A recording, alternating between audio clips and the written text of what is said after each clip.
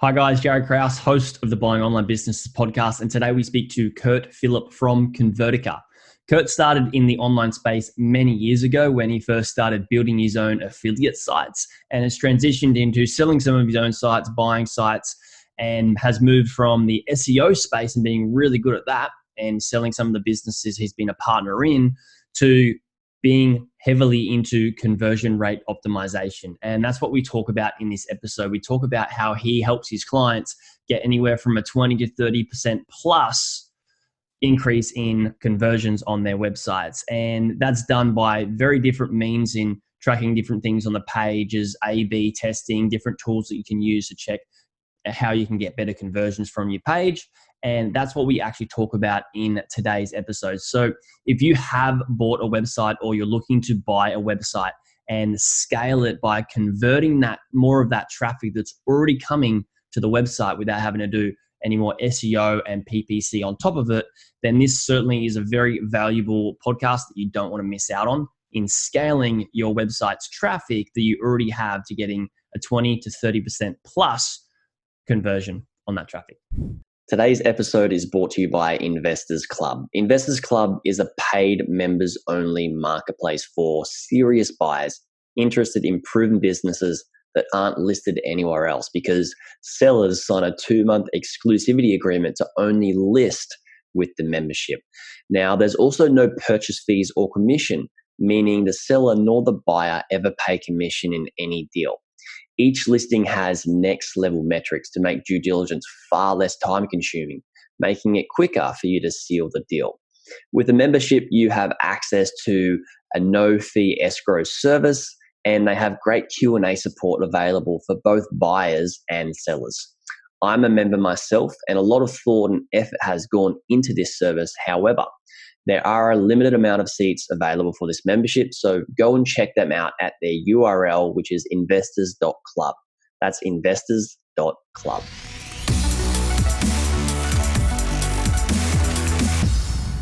Hey everyone, and welcome back to another Buying Online Businesses podcast episode. Today we get to speak to Kurt from Convertica.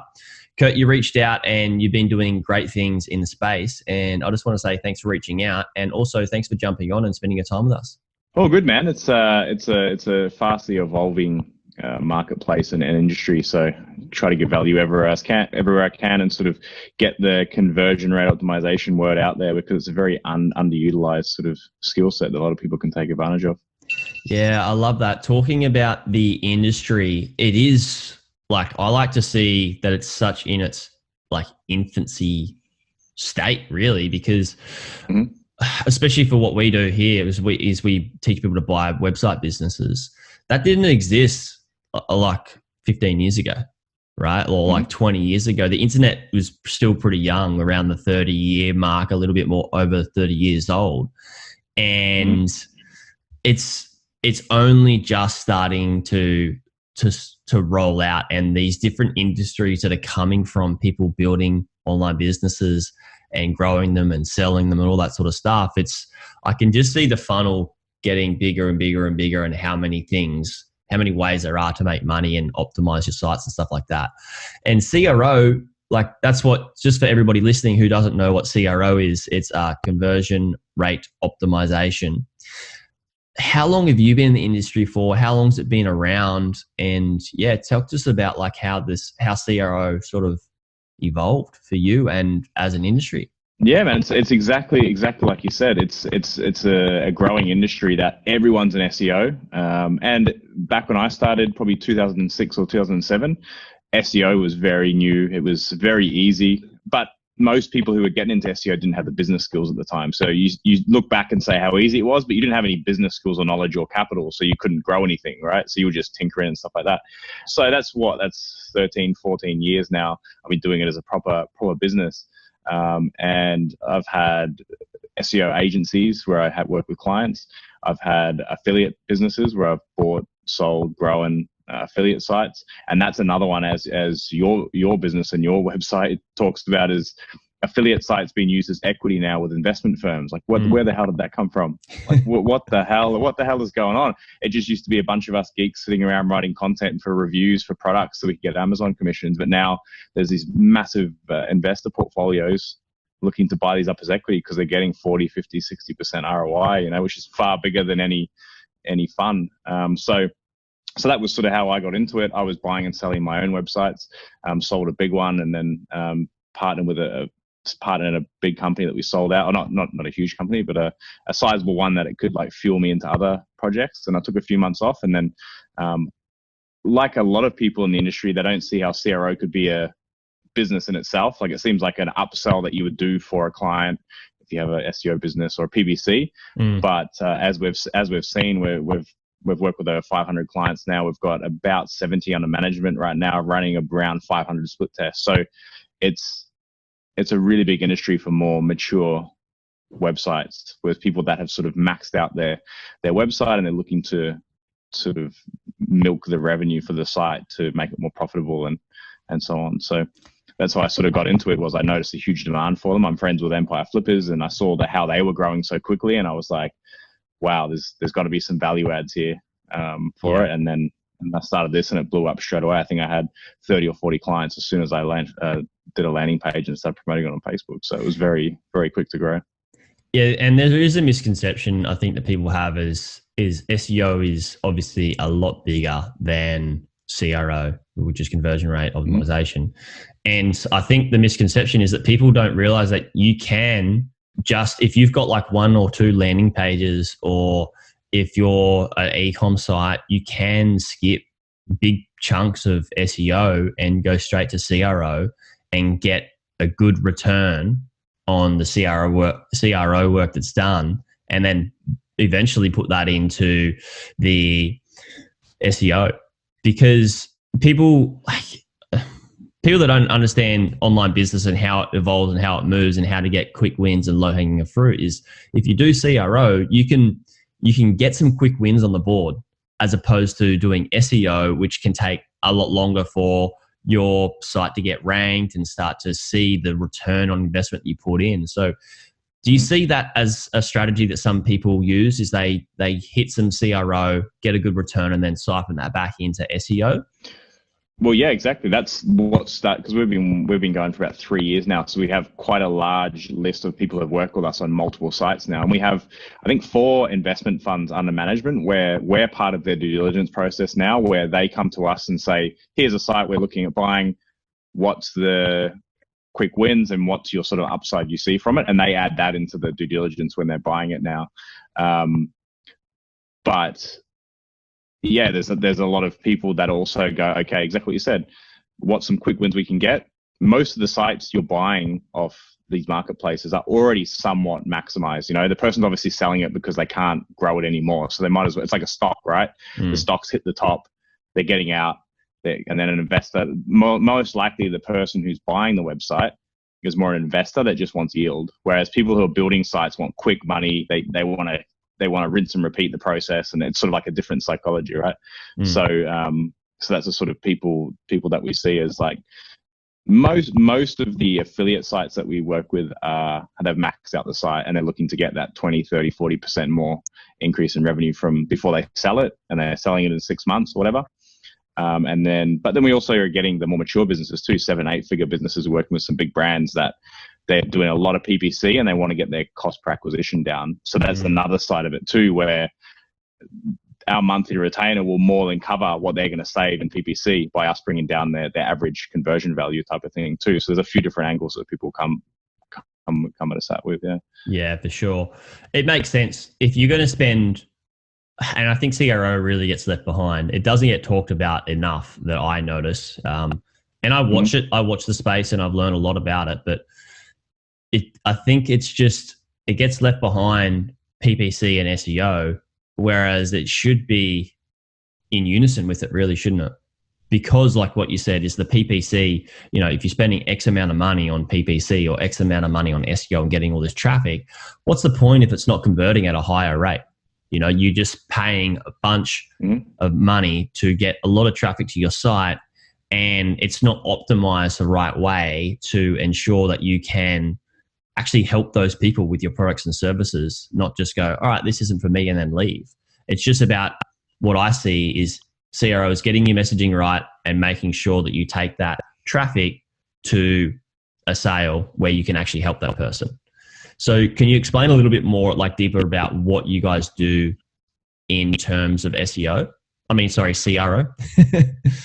in terms of the actual process behind how we go about from when we bring on a site to when we actually run the tests and stuff. Is that what you mean? Yeah, exactly. And also, like, you can split it up into different, models, business models, whether it be content sites, e-com sites. Like, say somebody comes to you and goes like, I want to do something, I want to make sure I can convert higher. What's the process that you guys kind of do?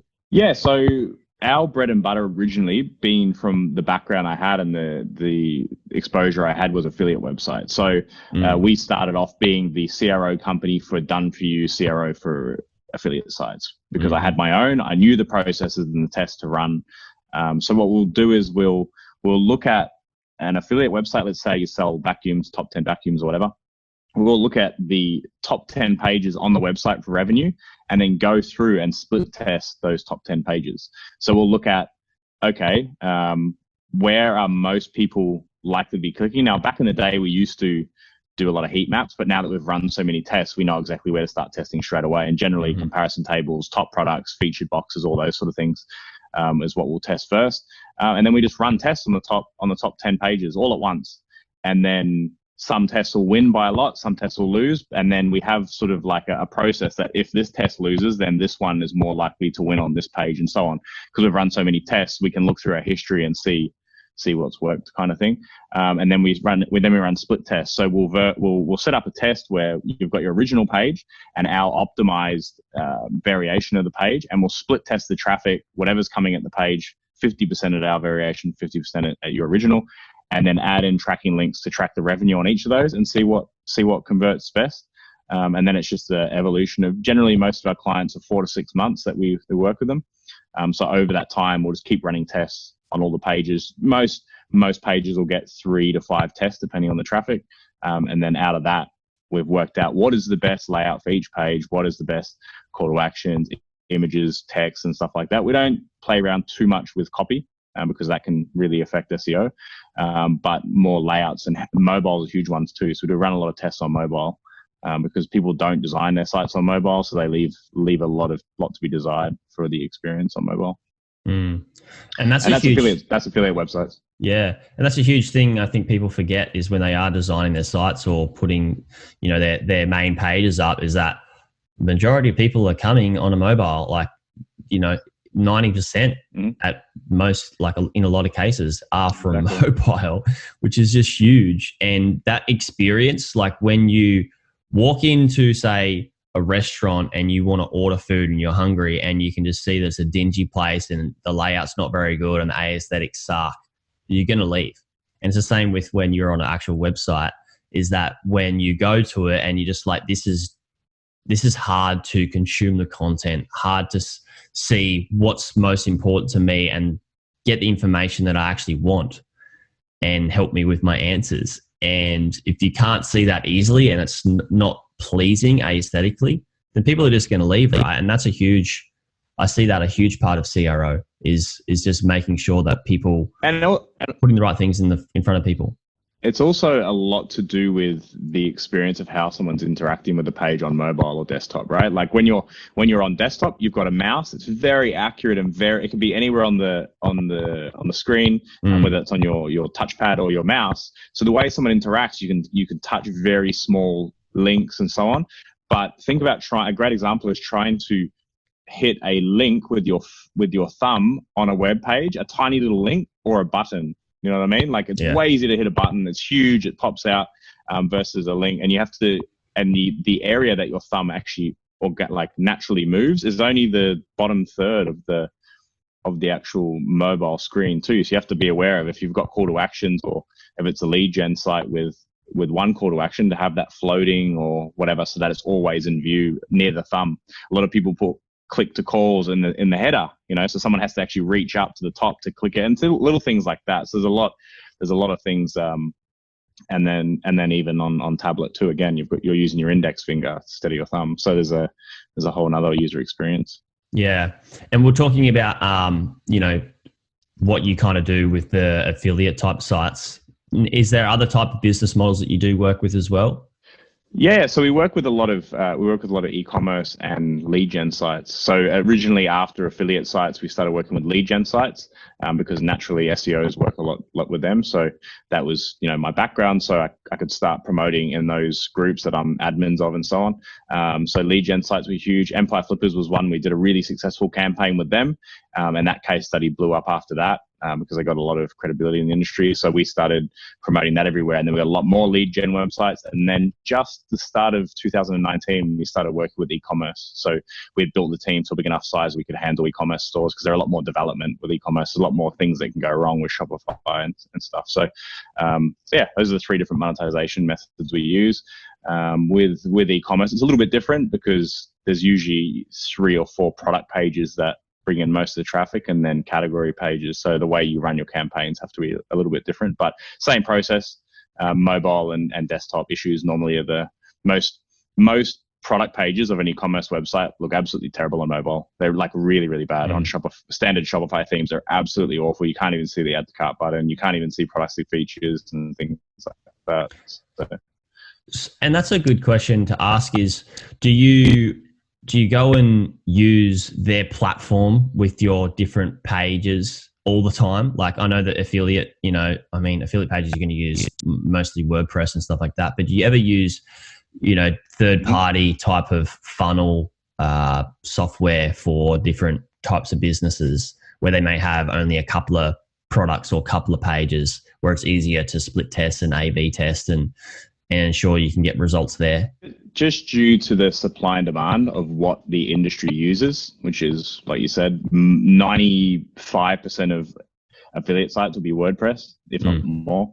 And 90% of, let's say 80% of e-commerce stores will be Shopify or WordPress. So that's all we work with, just for supply and demand. It's too hard to build a team out for Magento and I don't know, all these other really old platforms, BigCommerce and stuff like that. There's so many glitches that can go wrong. So we just focus on the sort of 80-20 of what actual the industry uses, because that's what most of our leads come from anyway. So, and WordPress is super easy to work with. Shopify is an absolute dream code to work with too. It's like a really modern, it's made for people who don't know how to code. So it's really easy to actually get in there and play around with the themes and stuff. Yeah. Awesome. Yeah. I love how easy it is to start developing sites. Like, where I sometimes need things changed by maybe a developer or used to, it's like I can just go, it's quicker for me to just do it rather than make a loom and get the team to do it.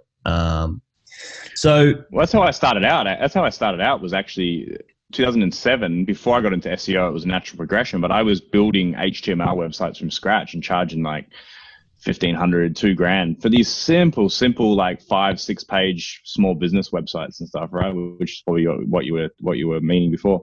And now you can just go in there and just like add a plugin, add a theme, import an image. And that's the thing too. Most SEOs don't know how to code because of this. So we can come in and rebuild their sites with proper coding and everything, and a lot of their issues are solved. Like, for instance, most people will use this table press plugin on their comparison websites, and it's absolute rubbish. It doesn't even show on mobile properly. So that's like one example of a quick win, that we can go in and build a really dynamic mobile responsive table that looks and functions really well in there and stuff like that. Yeah. There's a bunch of stuff like that. Yeah, just as a side note for people listening is, when you do start building sites with just drag and drop type stuff, it can slow the website speed down because you may not know that you need to optimize images. The code used for that it makes the site load a lot slower. And there's, as you said, like, HTML. I know nothing about HTML, but there is ways to compress that or, remove some code that's going to allow your site to load a lot faster. So for people that are looking at buying sites, there are some definitely low-hanging fruits in that area just to get your site, optimized to load faster, which is is a low hanging fruit itself for SEO, right? Oh man, you'd be absolutely surprised by some of these massive SEO sites. I'm talking doing 100, 200,000 US a month in revenue, that they're just excellent SEOs. They've just built a WordPress site. They've been awesome at content. They've scaled the hell out of the site, doing like 1 million uniques a month.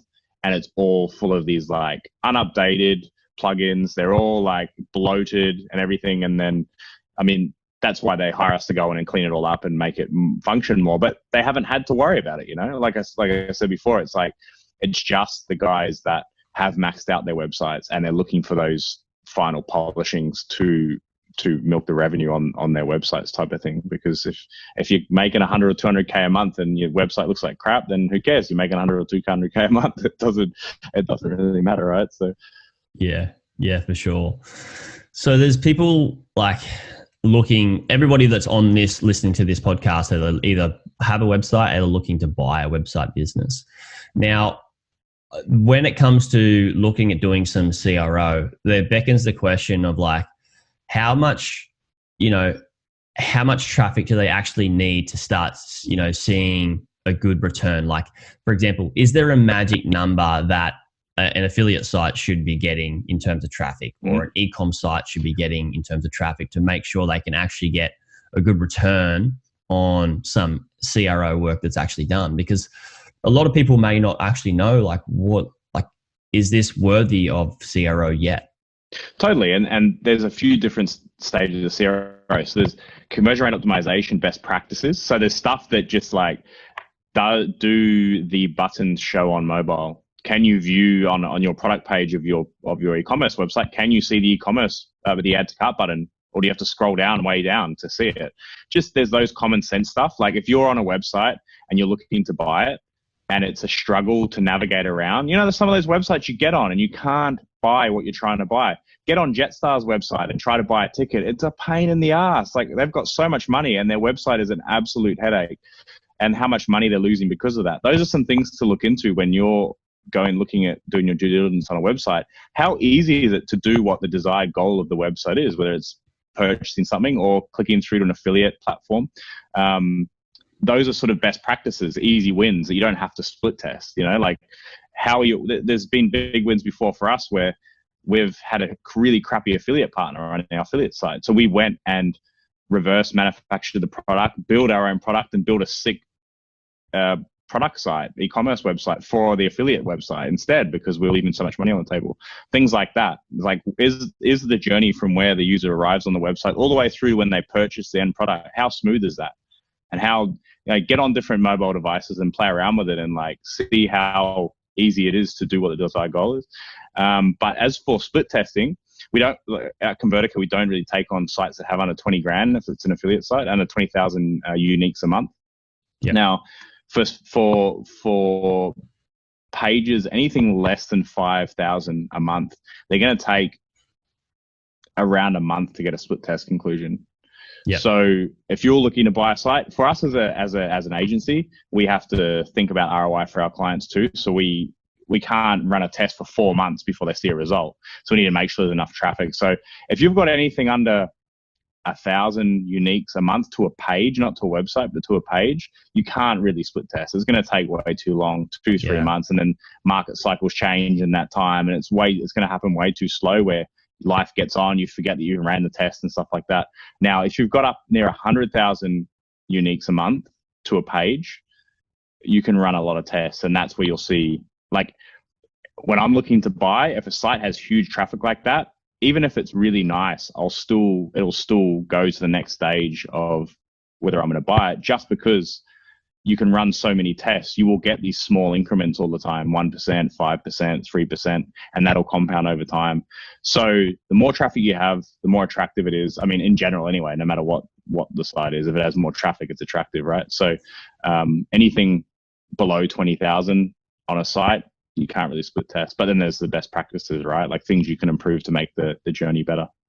That's a great thing for people looking to buy sites, is knowing that if a site has a bunch of traffic going to it, say they're buying a content site, and they see all right, this site is getting 20,000 or more uniques a month in terms of traffic. it's great to see that they have all these different options. It's not just, all right, I could do some great CRO stuff with it, and then off the back of that, do some SEO and really build it up. You know, it's good to see that that can be a buying strategy for some people, because some people may not have realized, like, I might be looking at buying a site for its actual low-hanging fruit. I know that a lot of people that listen to this podcast are heavy into learning how to do the best due diligence practice they can do to make sure they can remove risks and understand what red flags are there. But on the other side is the optimization of the site is really, really important if you're wanting to flip it. And even if you want to hold on to it for a longer term growth, that's really important. And you have bought and sold. Yeah, you go on, sorry. Yeah, and it's well, the way that the investors that we have that we work with, the way that they look at it is they can get a better yield for their investors that have put their money in for the sites, right? Instead of getting that 30-40% ROI, they're getting 50-60%, and that allows them to put more money into content and then more money into SEO, and then it's a win-win for all. Yeah, because they see that they're going to get a better return on their SEO. They're going to get a better return on their content if they have good CRO put in place already. Say that's a first place to stop. And in terms of buying sites, you've bought some sites. You mentioned you bought some sites earlier. Talk to me about some of the things that you learned from buying sites, because I know a lot of people listening would be absolutely fascinated. They love hearing from people that have bought sites and seeing like what they've done wrong, what they've done right, and what they can learn from it as well.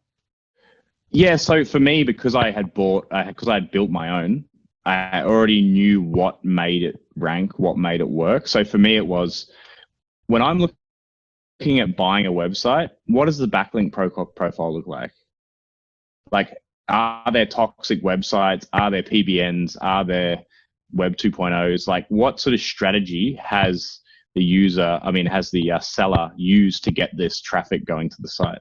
And it shows a lot about the owner of the website by their backlink portfolio and how they are as an operator.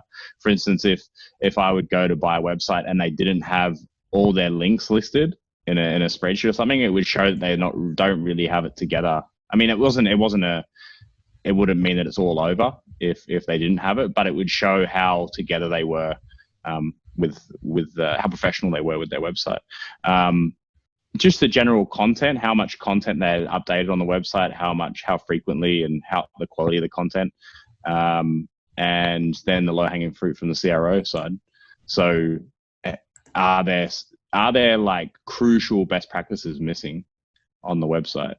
But the main thing for me was always what do the backlinks look like?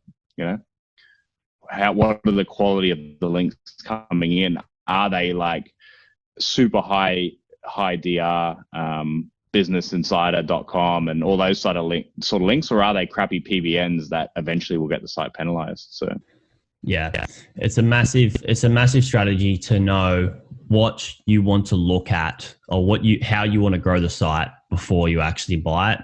And I say this to people listening because, and even if you don't have SEO or CRO experiences, you can reach out to people like Kurt and reach out to people in the SEO space or anything that you may need to do and add them on to being a contractor or a part of your team to help you get the best out of this site. Because I always find it's good to be an operator to a certain extent, but sometimes you need to step back and not do all of the operations and really get the experts in to do so, because you're going to get better results.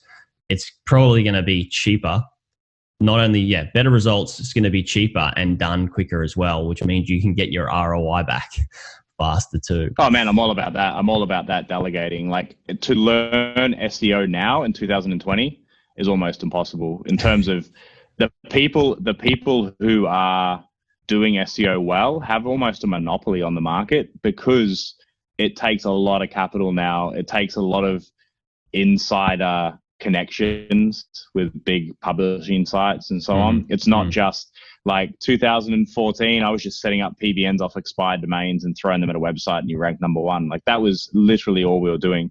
And now it takes a lot of money to get rolling on it. Whereas if you already have, partner with an SEO that already has all those systems in place, it might seem like it'll cost more, but it actually won't in the long run, because it's all the mistakes that they know not to do that you would make that could possibly just absolutely screw your website if you buy links off Fiverr. Or I'm saying the worst case scenario, but you see some people do it. They'll buy a website and then go, why would I pay $500 for this link when I can pay $5?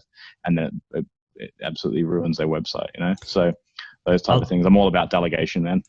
I like to stick to the term of you get what you pay for, or the quote or the saying, whatever it is, for example, like I used to be a plumber, right? I used to go to the job site. I used to measure, cut pipe, put it up, you know, make sure it was all, you know, good, solid level. Because we did siphonics, it had to be level. Say, for example, I go away and I need a tool, and it could be a tape measure, which I have bought many crappy tape measures and many good tape measures. And also level. Say I needed to keep the pipe level because it needed to run straight. I had an instance where I went and bought this little small crappy level because it was cheap. And I was an apprentice. I was like, yeah, cool. I'll use this. It's going to be great.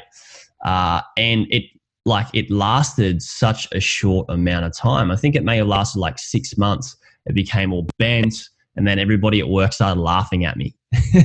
And then so I went out and I'm going to buy the Mac Daddy of like, I think it was like a Fat Max level. And it was like solid. You could use it as a baseball bat really, and it'd still stay straight and still be level. And it was a lot more. I think the cheap level was like $15 and the Fat Max was like 75 or something. And in the end, what happened was if I had have kept buying a new little cheap level every, say, 6 months, I would end up spending more money over a 5 to 10 year period on buying levels. And it would have just been more time out of my schedule to go away and buy these and having to come back to work that wasn't done correctly because I bought the cheap, crappy level. Whereas if I bought the good one from the start, I would have had a much easier run, better work, and it would have made my life so much better. And I think that's a really big thing for people to understand when you can put that in relation to building far better results. And then you can make sure that you're not making your life harder for yourself. Mate, I lost you for a good 10, 15 seconds there, but okay. I got the analogy, and I think it's absolutely perfect. But the issue is, I think, in the SEO and internet marketing world, there's so many people flogging bullshit that it's hard to know unless you're sort of inside. I don't even know how to explain it. Like, unless you circle yourself by people who are having success. Yeah, but even having connections is hard because they might be trying to flog your bullshit too. So you need to find people that are actually having success in what they're doing, and you don't just find people through them selling a service, if that makes sense. Or like, you don't just find people that are flogging you success from other people. You actually find people that are having some success, and then you ask them what they're doing. That would be the more way to go about it, because it's really hard to navigate at the moment. So much of the crap on Facebook ads that's coming through. You're like, how are you allowed to advertise this? You know? So it's hard to be able to find. Yeah, you're right. It's really hard. Like it's especially with people just going, I don't have any skills, but I can just pay for somebody to make me look good online. That's really, really, really dangerous. And a big benefit to why people join I hold a community, right, where people will learn how to buy websites, grow them, scale them, and they can sell them. A massive part of being in that community is they can not only come and ask everybody else that's in the group for great people that they've worked with, or great consultancies or great services that they've used that they could recommend, but they can also ask me, where I've got a bunch of connections in the field and in this industry that people I've worked with, people that I've talked to, people that I trust, people that I know have even got me results or other people results. And I think what's more valuable than going away and doing your due diligence on a bunch of different people is making sure that you can reach out to other people that may have used different products or services, or know people in the industry that can actually recommend. That way, those other people aren't selling to you. It's a warm lead. They're going and asking questions. Say, I refer you, for example. Then you're not trying to sell them in because they've already got a good recommendation from me. So I think that's really important for people to understand. Is like, instead of trying to just pick out the best one that looks good and has like really great reviews or whatever, is first protocol is get some recommendations or introductions. Uh, And it always happens. It always happens with new industries that are unregulated, right? mm-hmm. It just always happens. And this industry is becoming more regulated, but it's still not. Like anyone, anywhere can set up a website and start throwing ads at it, and that's the issue. But that's also what makes it fun. And you have to be. I mean, you don't want to lose money on your first website purchase because we're talking six figures or 50 to 100 minimum. But at least dip your feet in a little bit and start to test stuff out before you start investing money. And you will lose some money when you do this, but that's all part of, you got to work out what doesn't work before you can understand what does, you know? Yeah, you're an entrepreneur, and an investor. You're going, and a human being, you're going to fail at some stage. And if you get into this game thinking that it's all going to be super simple, roses, easy, and it's going to be A-OK 24/7, it's not the case. You're going to hit some hiccups on the road. It's going to be tougher than you may have expected, and you will lose some money. Like that's a guarantee. Although that's not so much of a failure if you understand how to learn from that as well. So I think that's a really important thing to note too, especially, people wanting to come in and just start blazing it out of the, straight away. That was me. And I made some massive mistakes myself. And that's why I'm here teaching people to do the right thing and not run at it 100 miles per hour. So yeah. And I think it's all about knowledge acquisition, right? So it's just like, listen to the podcast. Most podcasts like yourself, and there's a bunch of others, like Empire Flippers podcasts and Tropical MBA and stuff like that. They all give these tips out. You just have to submerge yourself for it and get a nice foundation of understanding before you really dip your toes in. Yeah, definitely. So in terms of people looking to buy a site and optimize their site in CRO, what's some advice, like parting advice, you give to people looking to go down this route? I think what I said earlier about getting on the website and seeing how it functions as the user for the very first time, because what happens is once you start to be invested in a website, you look at it different. So when you're looking through a list of sites you're looking to purchase and you get on there and you can't do the desired action, like I see it all the time looking at sites where you'll look at it and it just doesn't work, and that's a huge win right there. Yeah. That's the first thing. It's like, that is CRO right there.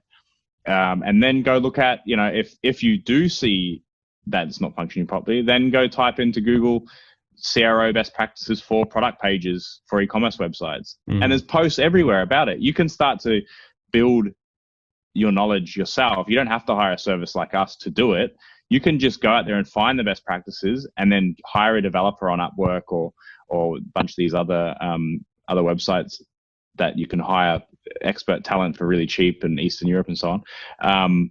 And they can go and make these changes to the website. That would be my first win. And then you may love doing CRO. It's just like repairing a house, right? You're buying a shitty house, you're giving it a lick of paint, you're fixing the floorboards, you're giving it a polish, you're adding a nice front garden, whatever, and then all of a sudden it's worth $100,000 more or whatever, So it's like, it's just, does it look like a piece of crap? Because a lot of people have just set these up in their spare time, part-time, whatever, and they haven't even hit momentum yet. They haven't even hit 10% of the potential of this website yet. Is the website ranking second and third page for a bunch of big keywords? That's a huge one for me, because if it's already ranking, it's aged, it's already got the nice foundation, all it needs is for you to come in and dump 15, 20K into really high-powered links to get it to number one. And then you get an ROI in 2 or 3 months from that. So there's those type of strategies too, which are a bit more advanced. But the first one is get on the website and see how it's function. If it functions like Jetstar's website, like it's an absolute winner. Like there's a bunch of other big banking websites too that you jump on that just are so bad. I can't believe they haven't hired. Like Combank until recently was an absolute piece of crap website. Trying to make an international payment. Like, who is on their team? They got so much money. Like, why don't they invest? They'll make so much more money if they just make that fluid, And then another way to look at it is like, if you're buying a website selling plumbing equipment, let's say, look at other websites, and usually the top 5 for big keywords will be great. Go look at their websites and see how they function. What is different about the sites that are at the top and the site you're looking to buy? Like, what is the difference between the experience on theirs and the experience on yours? And make a list of of comparisons and stuff you can do yourself before you start investing money. And you may see some big wins, and just track it all. Make sure that you're not just rolling it out and seeing what happens. Monitor all the conversion rates, because in the dashboards of Shopify and so on, all this data is there. It's great feedback. So you can see the before and after. Yeah. I mean, it tells you like night and day, like this one's converting the traffic at a higher rate than this one. If you know how to set up your metrics and your tools, it's direct feedback. It's no guesswork. And that just takes a lot of stress out of it. Right. And I think that's probably the biggest thing is like, if you're going to go away, like you said, you can do it all yourself and you can learn a bunch, but there's no point in doing that unless you know how to actually test it and use that feedback to know what's working and what's not working specifically on your site. Because the biggest mistake you can make though is changing a ton of things at the same time. One could have a positive, one could have a negative, one could have just be really patient and change. Don't change a heap of things at the same time. Like change one major element, see how it responds. And I don't really recommend doing this too much, just in the beginning for stuff that you notice doesn't function well. Don't make this a habit to always do it, because then you will lose track of it all and intuitive. But we have a bunch of articles on our blog for these type of things, like best practices for affiliate sites, best practices for e-commerce and stuff like that. So we have all that sort of stuff too, and on our blog to use as reference. Perfect. We'll get people to go away and check that out. But also, is there some articles on some free or paid tools that people may be able to use as well, that they could do this themselves? Yeah. So I did a write-up, an updated write-up this year on the best A/B testing tools for 2020. If you just type in Convertica best A/B testing tools into Google, it'll come up number one. And then we've done a write-up on all the different solutions you can use for split testing. There's a couple of really good new entry-level split testing tools. I think Fresh Marketer was one that it's not really robust for an agency our size, let's say, when we're running hundreds of split tests, but it's really good for someone with one site that wants to run 3 or 4 split tests. And it's really cheap. It's like $50 a month or $60 a month. So, a couple of these split testing software cost $1, $2, $3 a month to run them, because the amount of stuff they provide is huge. But for someone with a content site or someone with the e-commerce website that wants to test a button or test a layout or test some images, Fresh Marketers are a really good one. And Convert.com also is a really good one. But if you look at, we go through and actually show how to set up a test on all the platforms on that blog post. So I'll probably actually share it with you, so you can share it in the show notes, so that they can click over that and they can actually see what suits them and what sort of will be able to use for their website. So. Yeah, awesome. I'll get you to flick me that link. And so for everybody that does want to get in contact with you and Convertica, where is the best place to go? Yeah, just our website's convertica.org. And if you want to get in touch with us, there's obviously our contact page. But then if you want to submit your website for a free audit, you can just, in the header of the homepage, there's a big free audit lead capture there that you can just chuck your website in, and then the team will look over your website, give you a full list. Like we in our contact with prospective clients, because we give the audit obviously to show what possibility they have, and then we offer our services off the back of that. But you can also take all our strategy that we give you in our proposal and do it yourself. Look, we're not trying to convert every single client, every single person that comes through. We do convert enough where it makes it worth it that we do give a strategy to every single lead that comes through. So if you want that full strategy and audit, then you can just submit it on our website and we'll do that for you too. Thanks so much. Really do appreciate that, Kurt. And yeah, everybody check that out. That's very, very valuable in itself. So check that out. Everybody that is listening, thank you for listening. I do greatly appreciate your presence. Now, for those of you who are listening, I want to make sure that I make this podcast the best it possibly can be for you. So if you could please leave a review and letting me know what you actually like about the show, so I can bring more amazing guests and more amazing content to the show for you, like Kurt and many other guests that we've had, to make sure this is absolutely amazing and keeps being absolutely killer content that's going to be valuable for you on your journey to buying and building a website business. So please go away, leave a review, let me know what you like about it, and I'll see you on the next one.